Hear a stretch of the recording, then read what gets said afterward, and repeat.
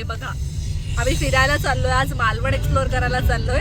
बसल्या बसल्या ही झोपा काढते आणि झोपाळी आणि ती तिसरी बघते दीदी. तर आता बघूया आम्ही कुठे कुठे, अजून आमचं काहीच ठरलेलं नाहीये, म्हणजे खूप अनप्लॅन ट्रिप चालू आहे आमची. आम्ही ठरवलेलं नाहीये कुठे कुठे जाणार. सर्वात आधी आता बघूया आता, पण आम्ही मालवण एक्सप्लोर करूनच राहणार.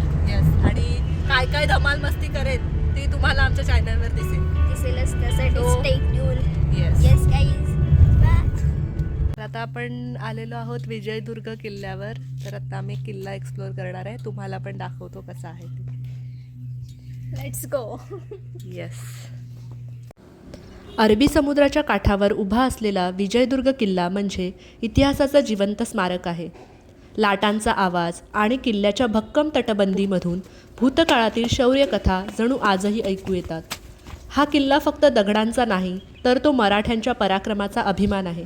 छत्रपती शिवाजी महाराज यांनी याला अधिक मजबूत बनवून सागरी सुरक्षेचं एक अभेद्य केंद्र तयार केलं. आजूबाजूला हिरवळ, समोर अथांग समुद्र आणि मध्ये विजयदुर्ग. ही शांतता आणि सौंदर्य मनाला वेगळ्याच जगात घेऊन जातं. इतिहास अनुभवायचा असेल, निसर्गात हरवायचं असेल आणि मनाला शांती द्यायची असेल तर विजयदुर्ग किल्ल्याला नक्कीच भेट द्या. गाईज, आमचा पहिला प्लेस झालेला आहे आणि आता आम्ही दुसऱ्या ठिकाणी निघालोय आणि थोडी पेटपूजा करतोय. आता झोपून झालेलं आहे या व्यक्तीचं, आता खादाडते आहे. आमचं पण झोपून झालेलं आहे.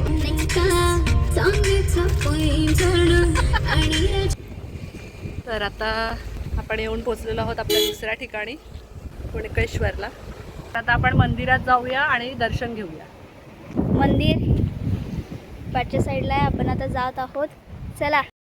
अरबी समुद्राच्या साक्षीने उभं असलेलं हे कुणकेश्वराचं मंदिर म्हणजे श्रद्धा आणि निसर्ग यांचा एक सुंदर संगम आहे. तर नमस्कार गाईज, हे आपलं तिसरं ठिकाण आहे पोखरबागमधील गणपती मंदिर. तर खूप इथे येऊन छान वाटतंय, प्रसन्न वाटतंय. तर तुम्हाला मी मंदिर दाखवतो.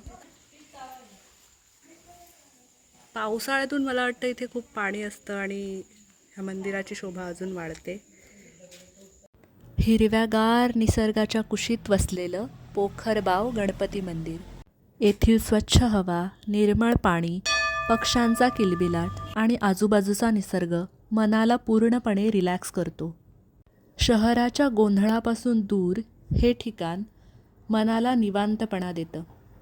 या मंदिराजवळ उभारलेली भगवान शंकरांची भव्य मूर्ती विशेष आकर्षण ठरते. शिवमूर्तीसमोर उभं राहिल्यावर मन पूर्णपणे शांत होतं. भव्यतेपेक्षा साधेपणातील सौंदर्य या मंदिरात अधिक जाणवतं. तर मंडळी, आम्ही मालवण एक्सप्लोर केलेला आहे फायनली, आणि आता आम्ही आमचा घरचा रस्ता पकडलाय. खूप दमायला झालंय, खूप मजा मस्ती गेली, पण आता खूप आणि थकलोय. भरपूर फोटोज काढले, व्हिडिओ काढले, रील बनवले. तर त्याच्यामुळे आम्ही आता एक्झॉस्ट झालेलो आहे. आणि आता तसं तुम्हाला आम्ही किती दमलोय आता. आमच्या चेहऱ्यावरून तुम्हाला समजत असेल. फायनली आता आम्ही आमच्या घरचा रस्ता धरलेला आहे. बघू आता पुढे ना थांबता डायरेक्ट घरी.